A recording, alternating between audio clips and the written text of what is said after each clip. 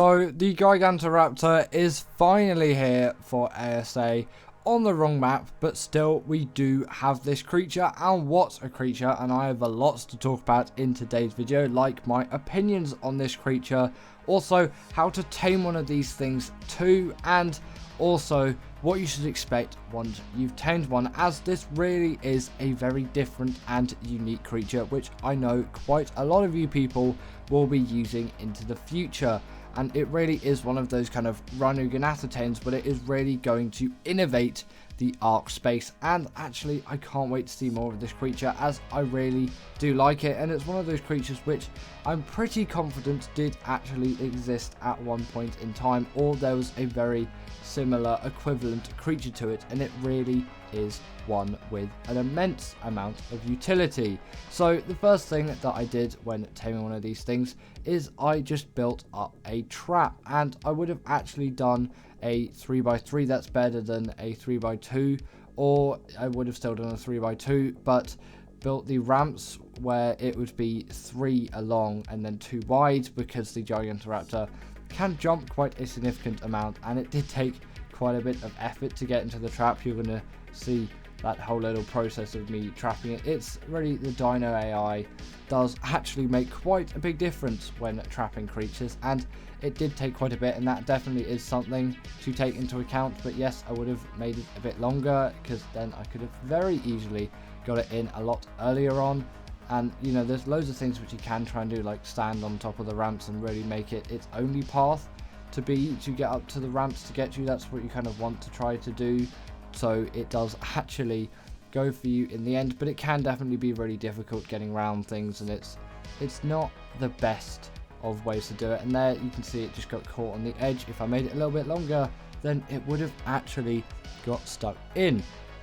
But just before I actually finish trapping this thing, I want to just talk about one of the roles, which is, if you know the S Plus mod, there's something called the Nanny, and this is essentially that as well. That's one of the abilities it has, and it is really going to help with all things breeding. So for you breeders out there, this is definitely going to be an exciting creature. As you can see there, I finally got it trapped. You can also feed it eggs to distract it, but it is so much cheaper to trap it. Then go into the nest, and the baby will kind of jump up, and there's a sort of mini game you have to play, and you have to press whatever button it says doing whatever action it will do. It will jump, and then it will do the action. Then you'll have a timer to keep doing that action, and this process really does not take too long. At least it didn't on my settings, and obviously I was taming quite a low level here. I think it says only level 20 or something like that, but obviously your rates and everything like that really is going to depend on how these creatures do tame for you, because it could take ages or it might not take that long.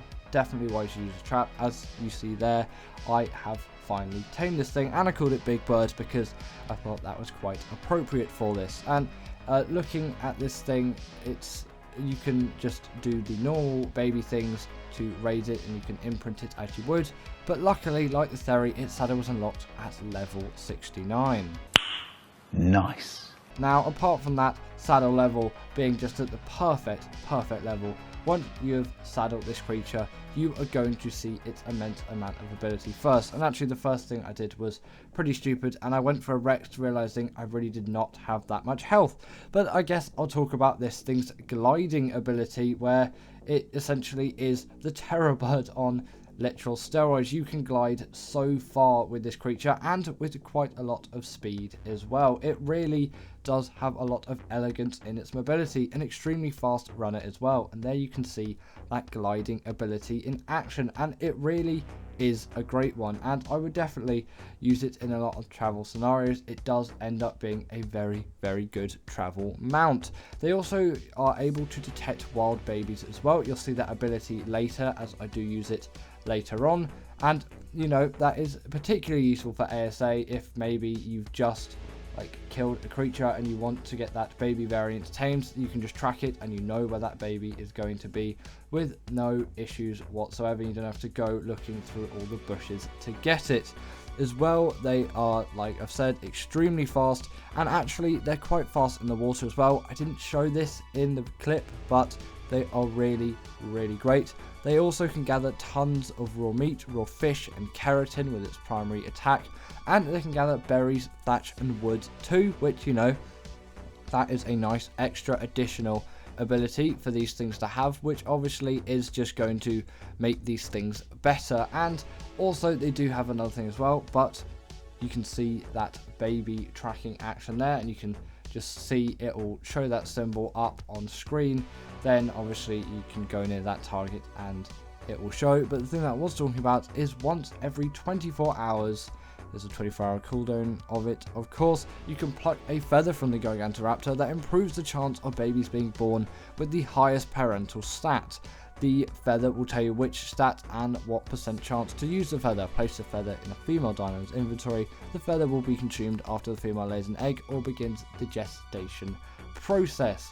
And you know, you can just simply do that by, if I haven't done it already, you can hold E and then you can simply pluck out that feather. Sorry, I wasn't really looking at the main screen when I did that, but I must have done it somewhere. Either way, you do know how to do it anyway. Just whatever the use button is for you on your arc, and then obviously from that you hold it and then you can pluck the feather once every 24 hours. But before I did actually tame that one successfully, I did have quite a few fails along the way. And while I'm talking about this creature and just what I think about it and how I think it could be really useful, I guess you can watch my slight failed attempt. There's not all of it here, this is just a snapshot of it when I was building that first trap. I did a 2x2 in this one, but yeah, you can watch that while I just talk about what I think to do with this creature.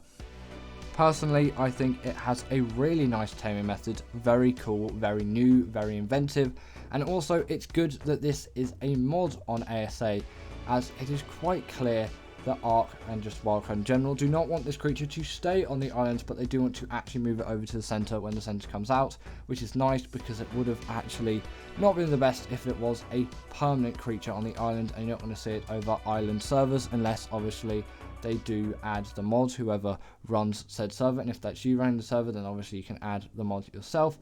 But it's good to see that they won't really be coming to just normal traditional official servers.